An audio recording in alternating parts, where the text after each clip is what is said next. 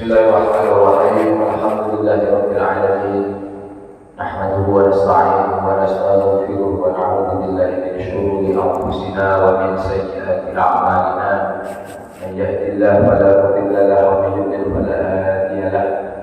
Allahumma shalli wa sallim wa barik ala Rasulillah sayyidina wa maulana Muhammadin ibn Abdillah wa ala alihi wa sahbihi wa tabi'in wa man tabi'ahum bi ihsan ila yaumil qiyamah.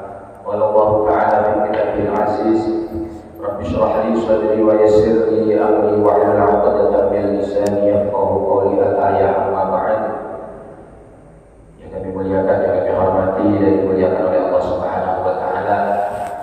Bapak-bapak, segenap jamaah salat subuh Masjid Jami Gadus, wabil khusus kepada segenap jajaran takmir masjid yang berkesempatan hadir pada subuh hari ini, semoga semuanya saja yang hadir dalam keadaan sehat walafiat, senantiasa diberikan keistiqomahan dalam iman, dalam Islam, hari demi hari semakin oleh Allah Subhanahu wa taala ditambah kecintaan kita kepada Allah, kecintaan kita kepada Rasulullah, kecintaan kita kepada ibadah dan amal-amal soleh, sehingga kelak nanti kita dapat kembali kepada Allah Subhanahu wa taala dalam keadaan yang terbaik, menjemput ajal kita dalam kegiatan yang terbaik di waktu-waktu yang terbaik, tentunya semoga dalam keadaan husnul khatimah, amin ya rabbal alamin. Puji dan syukur kita semua oleh Allah Subhanahu wa taala dipertemukan, dikumpulkan di tempat yang mulia ini, di satu di antara sekian banyak rumah-rumah Allah di muka bumi ini. Semoga kita semua masuk di dalam firman Allah Subhanahu wa taala, termasuk dari golongan orang-orang yang tercatat sebagai orang-orang yang beriman kepada Allah, yakni orang-orang yang mau dan gemar memakmurkan masjid atau rumahnya Allah Subhanahu wa taala. Salawat dan salam kita haturkan, kita persembahkan kepada suri tauladan kita Nabi Agung Nabi Muhammad sallallahu alaihi wasallam, alladzi tuja syafa'atuhu li kulli haulin minal ahwali wal mustahil. Bapak-bapak yang dirahmati oleh Allah, perkenalkan kami pertama mungkin baik masuk masjid ini, ceramah lah atau apalah istilahnya menjadi pertama kali kenalkan. Kalau saya, nama saya aslinya adalah Muhammad Abdullah Yazid At-Tamimi, biasa dipanggil sehari-hari Yazid. Alhamdulillah bisa kesempatan hadir di sini. Kalau asli mertua sini lah, biasa mertua orang tua Bukit Tamu tinggal. Kalau sehari-hari kami dari Lembang, KM24 Banyuasin. Ada pesantren sebelah kanan, tidak kurang besar, masuk pesantren Sabilul Hasanah. Di situ kami tinggal. Tapi kalau orang tua Bukit Tamu, mertua biasa. Bapak-bapak, ibu-ibu yang dirahmati oleh Allah Subhanahu wa taala, saat ini kita masih berada di bulan Sya'ban, bulannya Rasulullah, bulannya kita menyiram. Kalau bulan Rajab kemarin kita bulan menanam, ini bulan menyiram, dan di bulan Ramadan kita memetik hasil dari 2 bulan yang kita upayakan. Bahwasanya tidak lain Sya'ban ini adalah bulan untuk mempersiapkan kegiatan-kegiatan yang harus kita maksimalkan nanti di bulan Ramadan. Kalau kepingin abdi ibadah di bulan Ramadan itu bisa bagus, bisa istiqomah semestinya, bapak-bapak mungkin punya rencana dari Ramadan, pengen khatam Quran sekian kali, ada yang pengen punya khatam Quran sekali, mungkin dapat 2 kali, mungkin yang lancar bisa dapat 3 kali. Itu hanyalah angan-angan kalau tidak dibiasakan dari bulan ini. Manusia siapapun bisa berencana, tetapi nanti yang akan diringankan langkahnya oleh Allah Subhanahu wa taala adalah yang memang membiasakan dirinya dari jauh hari, sudah memang berlatih untuk melakukan kebaikan. Karena orang itu tidak disebut baik kalau tidak biasa baik. Misal ada orang yang memang tiap hari sholat berjamaah di masjid tiap hari, maka dia bisa disebut dengan ahli berjamaah. Dia bisa disebut dengan ahli sholat. Ada orang yang setiap hari sedekah, maka dia bisa disebut ahli sedekah. Tiap hari baca Quran, maka bisa disebut ahli baca Quran. Tetapi kalau sedekahnya seminggu sekali, kalau sedekahnya sebulan sekali, bisakah dapat sebutan ahli sedekah? Tidak. Kalau dia sholat jamaahnya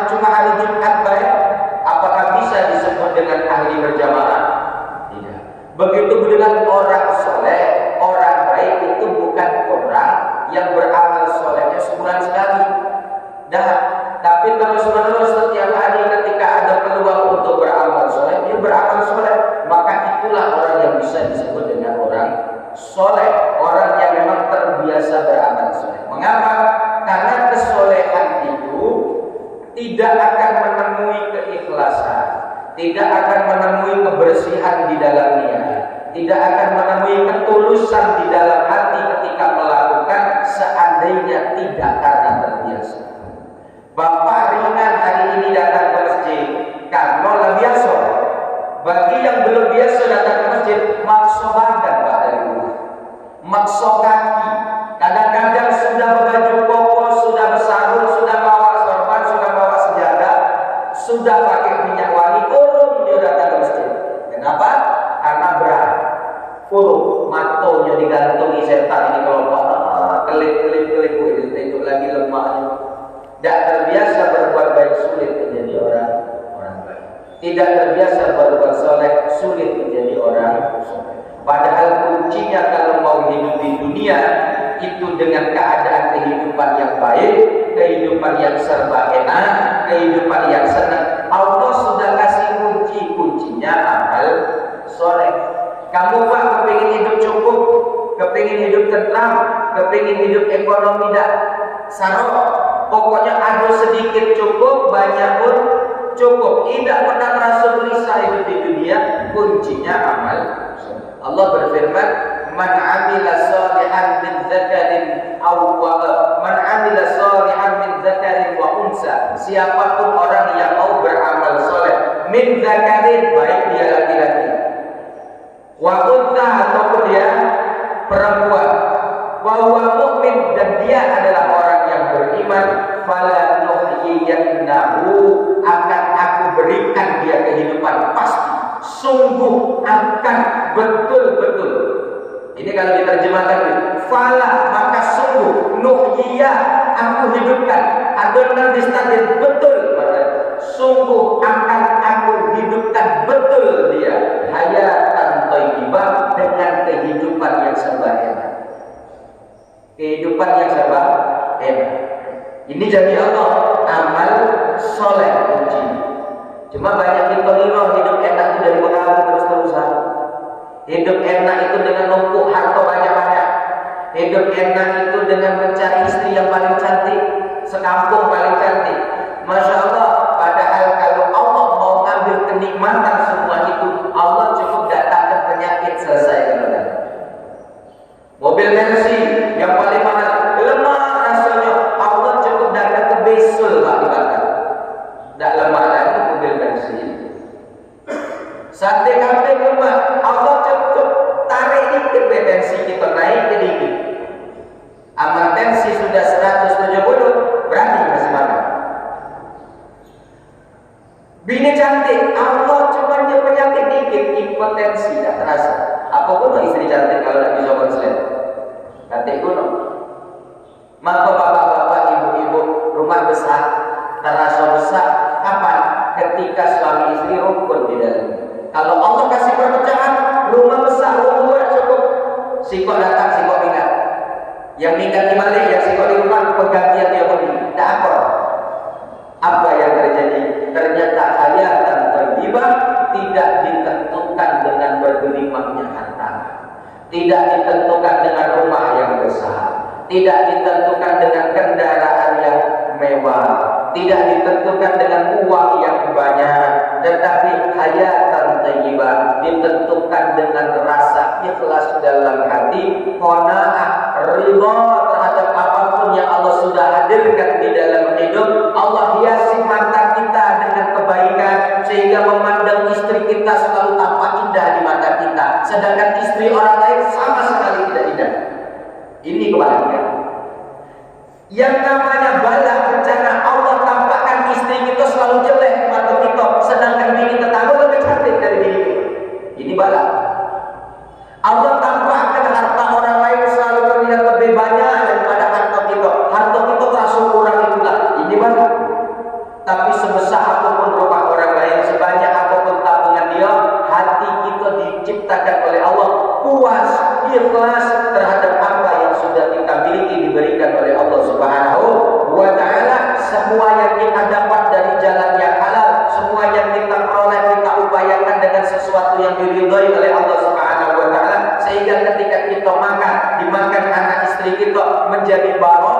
menjadi bahan bakar untuk meringankan diri kita, keluarga kita, untuk berbuat ibadah, beramal soleh, mendekat kepada Allah Subhanahu wa Ta'ala. Itulah nikmat. Dan nikmat yang paling agung nanti puncaknya adalah ketika di ujung hidup kita wafat masih bawa keimanan yang sejati di hati, masih bawa keimanan yang ilmiah, diakui oleh diri kita, juga diakui oleh Allah. Karena banyak kita ini ngaku beriman, Allah tidak akui kita beriman. Alhamdulillah, alhamdulillah. Mungkin banyak ketika tanya apa-apa agama Islam, beriman, tetapi di sisi Allah minal munafiqin, dicatat sebagai orang munafik, dicatat orang-orang yang tidak beriman. Imannya cuma sebatas tulisan di KTP, imannya cuma sebatas data di kartu keluarga, imannya cuma sebatas atribut, tapi tidak sampai ke dalam hati dan tidak diterima oleh Allah Subhanahu wa Ta'ala. Banyak terjadi. Bapak-bapak, ibu-ibu yang dirahmati oleh Allah Subhanahu wa Ta'ala, maka puncaknya adalah nanti wafat dalam keadaan membawa keimanan. Wala tamutunna illa wa antum muslimun. Janganlah kalian wafat, meninggal, illa wa antum muslimun, kecuali kalian wafat dalam keadaan Islam. Untuk memastikan itu, supaya wafat kita ini betul-betul dalam keadaan bawa iman, ya kuncinya biasa kerana, sehingga dikatakan oleh Rasul, yang nas ala ma'asyu, manusia nanti mati tergantung kebiasaan lagi dan hidup. Kalau biasa beramal soleh, matinya tidak jauh-jauh dari amal soleh.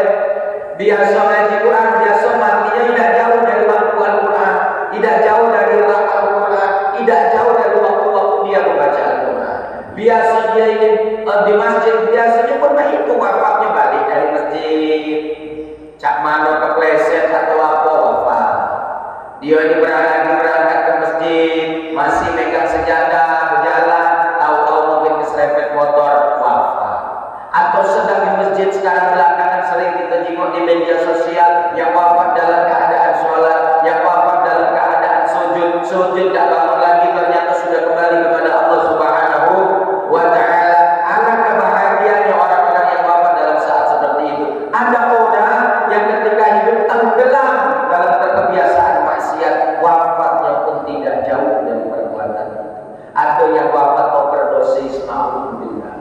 Ada yang wafat tidak jauh dari botol gepeng, setelah dia itulah masih. Ada yang wafat masih bersama perempuan yang dia zinai, na'udzubillah. Ada yang wafat ditembak polisi pada saat dia sedang melakukan kriminalitas, na'udzubillah. Apa yang terjadi? Atau Rasul, yamutun nas, manusia nanti mati ala ma'asyu, atas kebiasaan dia ketika hidup. Kalau hidup dia beramal soleh baik, matinya bagus. Tidak cuma bagus waktu mati, habis mati pun masih dibicarakan kebagusannya. Ditanya oleh kau mati kemarin mana? Alhamdulillah, gua itu mati yuk masih megang tasbih.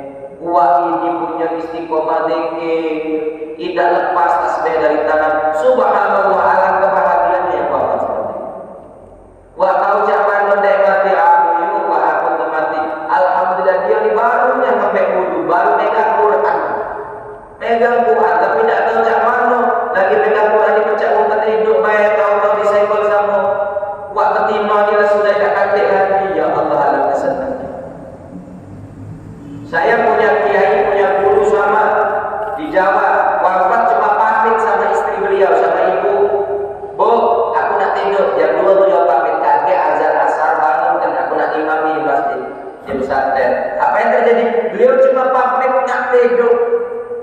Jam 3, kalau di Jawa itu jam 3 kurang 10 sudah asar, dibangun sudah tidak ada, sudah innalillahi wa inna ilaihi raji'un. Masya Allah. Wafat beliau adalah ketika pulang dari masjid. Beliau punya istiqomah imami sholat zuhur, habis sholat zuhur membuka pengajian kitab tafsir dan kitab tasawuf, selesai jam 2:15. Setengah 3 beliau biasanya waktu tidur, kemudian jam 3 kurang sedikit bangun tidur cuma sebentar dari masjid untuk menunggu ke masjid lagi beliau wafat. Masya Allah, husnul khatimah. Dari satu kebaikan menuju kebaikan yang lain, satu ibadah amal soleh menuju ibadah dan amal soleh yang lain. Ini yang bagus. Maka bapak-bapak, ibu-ibu, kita biasakan sehingga nanti Ramadan lebih terasa ringan, lebih terasa terbiasa. Tidak musim-musiman Ramadan itu. Seminggu pertama semangatnya terawih. Seminggu pertama belum azan isya sudah di masjid. Belum azan isya. Seminggu kedua nunggu komat baru nyari sandal. Seminggu ketiga pakai dulu. Iya, mulai. Ngapa? Lah sudah penting hitung-hitungan baju baru anak berapa, baju baru bini berapa, untuk mak subang kak ketatnya habis berapa. Lah sudah perhitungan kalau ini masih bagus galau kena ganti baru. Taplak meja mana? Nah rumah ini cat sudah mulai jamur, nak diperbarui pula. Perhitungnya sudah begitu. Maka minggu ketiga habis-habisan dia lembur di pabrik. Untuk ngumpul duit. Minggu ketiga, minggu keempat di mana? Minggu keempat di mall, di PS. Besok malamnya di PTC. Besok malamnya lagi di JM. Siangnya pasar 16. Tidak keluar lagi buka jadi masjid. Tidak keluar. Padahal kunci awal kedua itu tujuan cita-cita dia ada di akhir. Seperempat yang sepertiga pertama rahmat. Ramadan sepertiga yang kedua maghfirah, ampunan, rahmat, maghfirah. Ini untuk apa?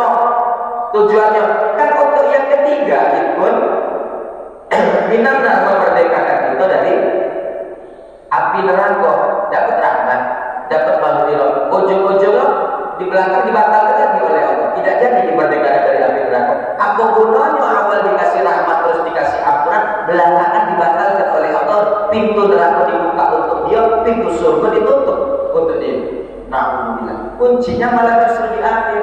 Maka begitu pun hidup itu kuncinya di husnul khatimah atau kasubul khatimah. Tapi husnul khatimah itu dapat kita pastikan potensi terbesarnya ketika dari muda kita memang sudah membiasakan beramal soleh, berkumpul dengan orang-orang soleh, beramal, mencintai hal-hal yang soleh saja. Ibarat TV kita pilih yang channel yang ceramah kita tonton, yang gosip kita ganti, yang sinetron Islami kita dengar, yang sinetron buka-bukaan aurat dan sebagainya kita ganti.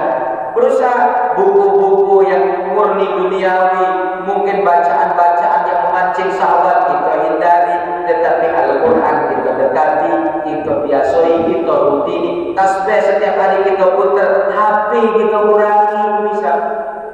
Alangkah kalau seandainya kita memperlakukan Al-Quran sejak kita memperlakukan HP. Tak nanti kita soleh. Di dunia ini, uang hidup di dunia ini sekarang hari ini zaman ini, kalau bisa memperlakukan Al-Quran seperti memperlakukan HP, jadi uang soleh. HP 5 menit tak terenggang, gagal lah. 10-15 menit beda tengok HP, lantar rasanya ada yang kurang.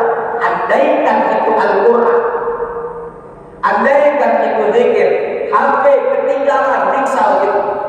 Sudah berjalan motor sekilo, rela putar balik pakai HP. Hujan, rela stop sebentar, cari kantong resep, bungkus, baru masuk lagi HP. Andaikan kita Al-Quran, kita perhatikan, kita pedulikan, kita perlakukan kecintaan kita kepada Al-Quran, layaknya kita mencintai HP-HP kita. Masya Allah. Alangkah kita ini menjadi ahli Quran. Quran itu akan bisa memberi syafaat kita kelak ketika di hari kiamat.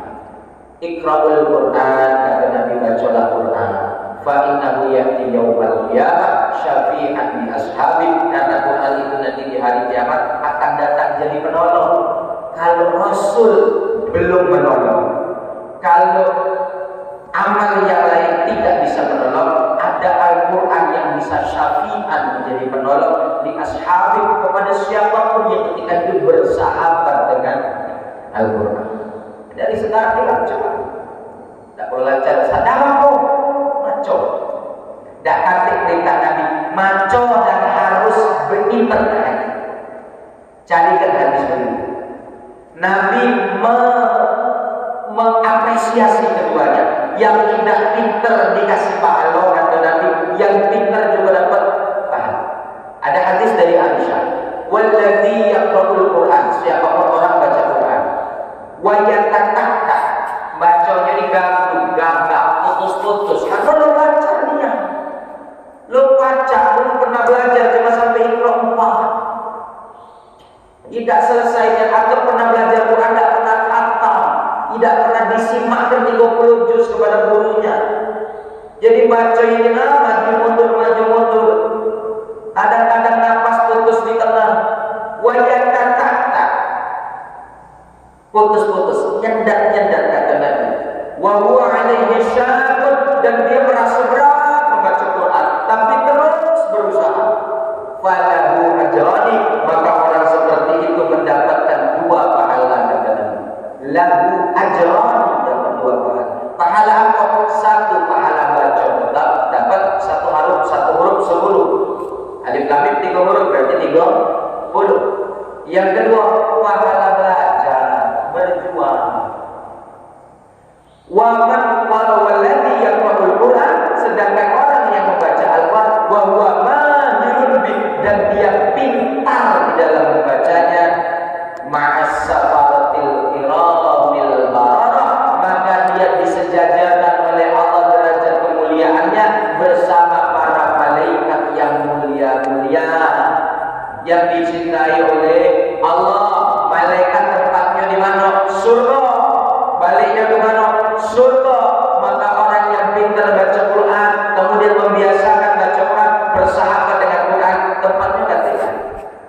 Tapi biasakan kalau cuma nunggu puasa dan harus megang mic-nya, dikhawatirkan niatnya tidak ikhlas. Sebab nak megang mic-nya berarti kan niatnya nak didengar wong. Kalau niat nak didengar wong lillahi ta'ala, bukan kecampuran, niatnya tidak murni niat. Nah, kita cari amal yang murni, meskipun tetap kadang-kadang ada amal yang tercampur dengan riya, tapi jangan sampai ada apa kita tidak punya tabungan amal yang murni bersih karena Allah Subhanahu. Bapak, ibu-ibu yang dirahmati oleh Allah, jadilah berapa menit di sini?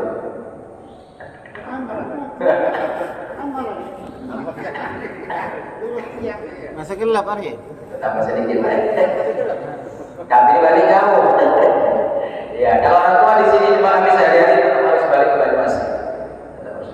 Bapak-bapak, ibu-ibu yang tidak bapak-bapak, ibu-ibunya dan bapak-bapak yang dirahmati oleh Allah Subhanahu wa Ta'ala. Jadi tugas saya di sini hanya memotivasi, tidak memotivasi bapak-bapak saja, tapi juga diri saya pribadi.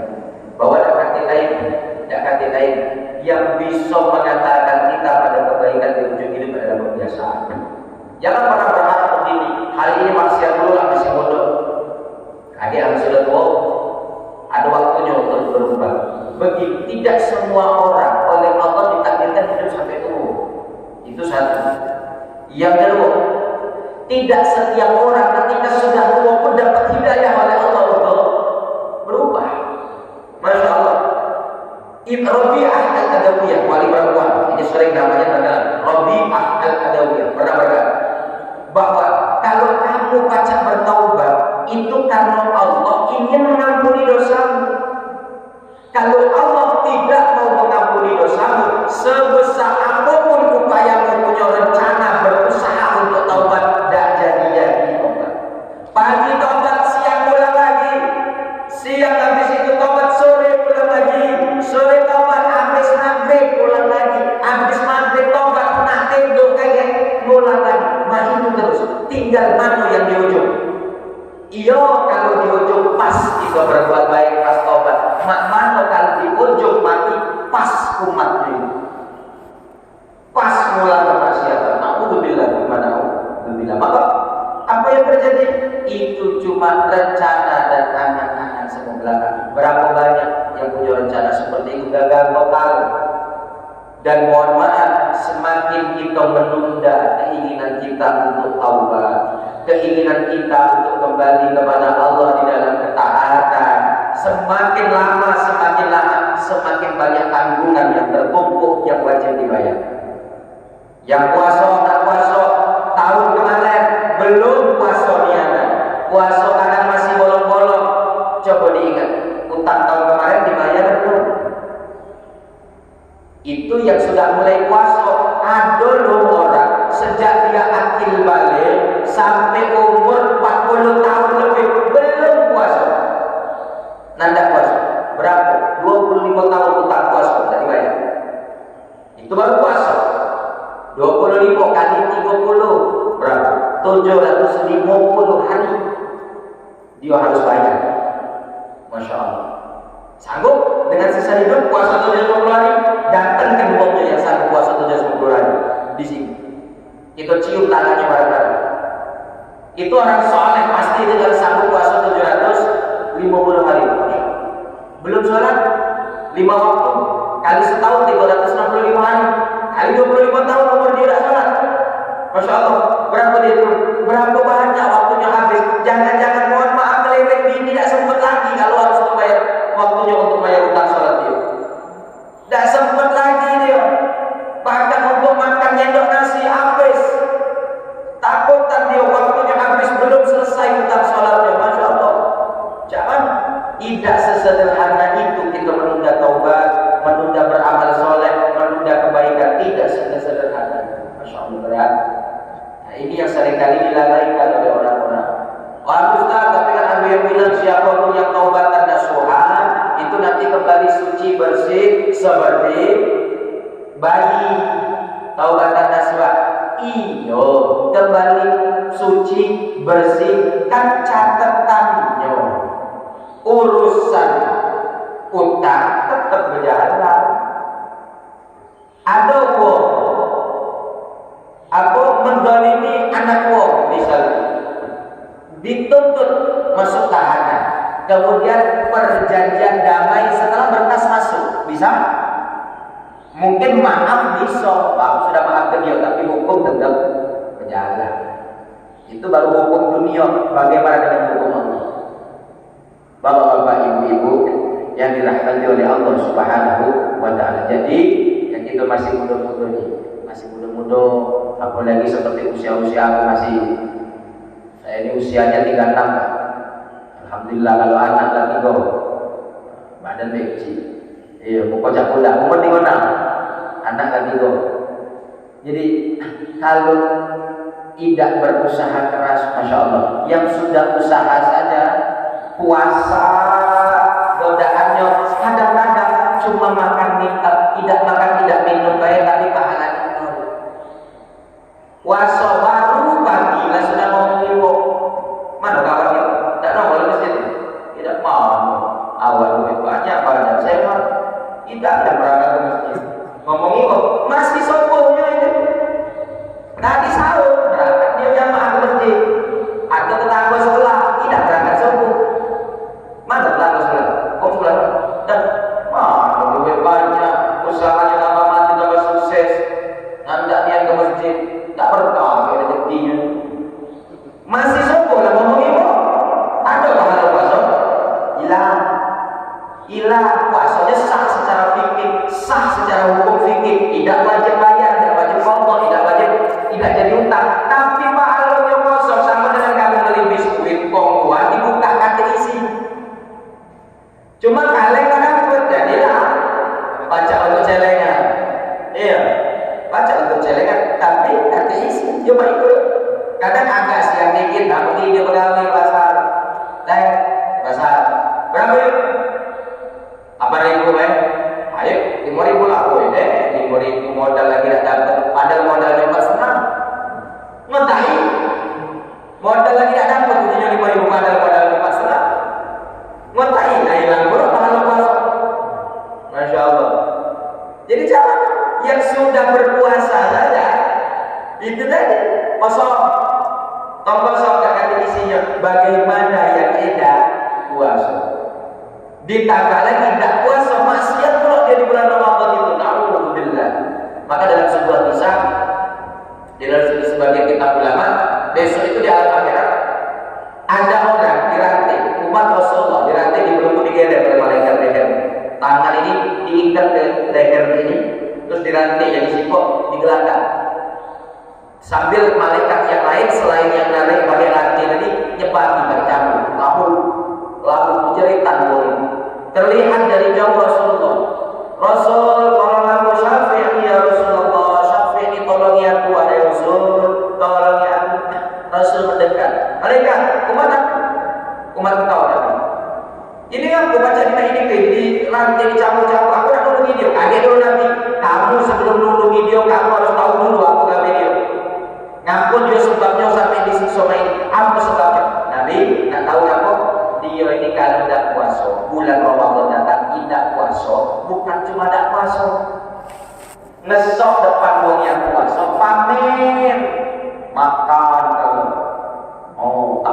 tapu, rokok cepal, minum es rapal, seruput, maksiat loh, sholat tidak, nyopet iyo, mabok terus. Apa kata Rasul? Itu dengar ke Rasul ngomong ke hambanya, sesungguhnya aku paling benci nolongi wong yang bermaksiat di bulan Ramadan dan tidak memuliakan datangnya bulan Ramadan. Mampu sebanyak apapun kebaikanmu yang lain, maaf aku tak pacak nolongi. Itu kata Nabi. Nabi lagi nolak nolongi itu. Nabi nolak nolongi orang yang seperti itu. Masya Allah. Apa yang terjadi? Orang itu tidak akan menolong sama sekali, ya sudah pasrah digelandang dengan apa? Naudzubillah. Kebalikannya, orang yang memuliakan Ramadan, ada hadis Rasulullah, Al-Qur'an was-Siyam wal-Qur'an yashfa'ani yaumal qiyamah. Besok ada dua perkara selain Rasul yang bisa memberi syafaat, As-Siyam wal-Qur'an, puasa dan Al-Qur'an bisa memberi syafaat kepada orang yang melaksanakan kedua. Berpuasa menghiasi puasanya dengan membaca Al-Qur'an. Biasa terjadi sekarang. Baik, belajar. Kalau bapak-bapaknya apalagi yang sudah tua-tua, ya Allah sudah kasih sinyal banyak. Kalau jam 3:30 malam dah baca tidur lagi. Bangun, tak tidur lagi dah baca. Kami dulu punya bapak yang sudah wafat sekarang, sudah tua, itulah asal jam 3 dah.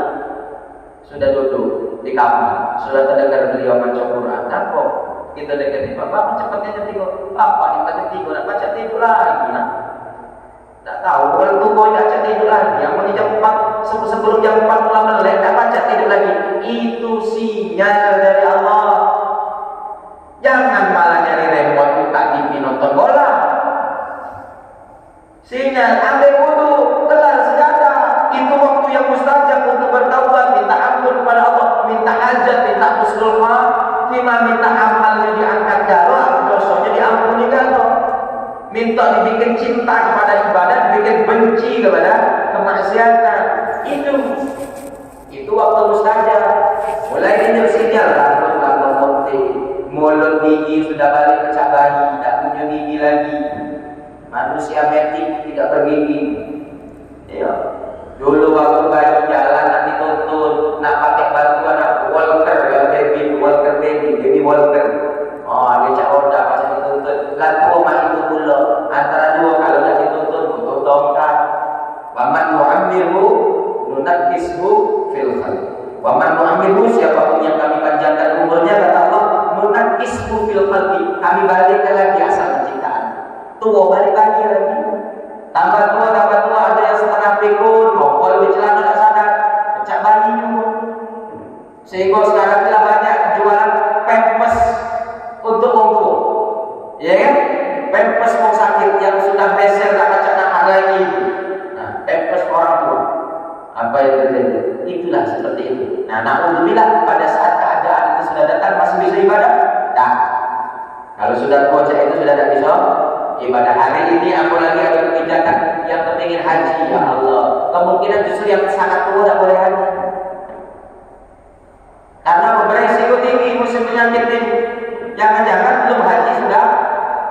Nah, atau tergolek di rumah sakit di Arab sana tak jadi ibadah dulu. Dan itu banyak terjadi. Nah, apa?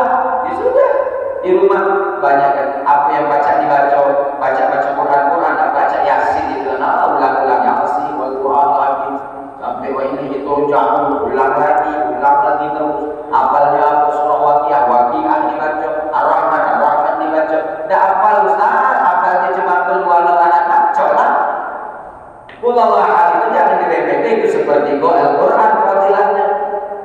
3 kali membaca qul sama dengan mendapatkan fadilah menghatamkan Al-Quran. Fadilah bukan mahalo.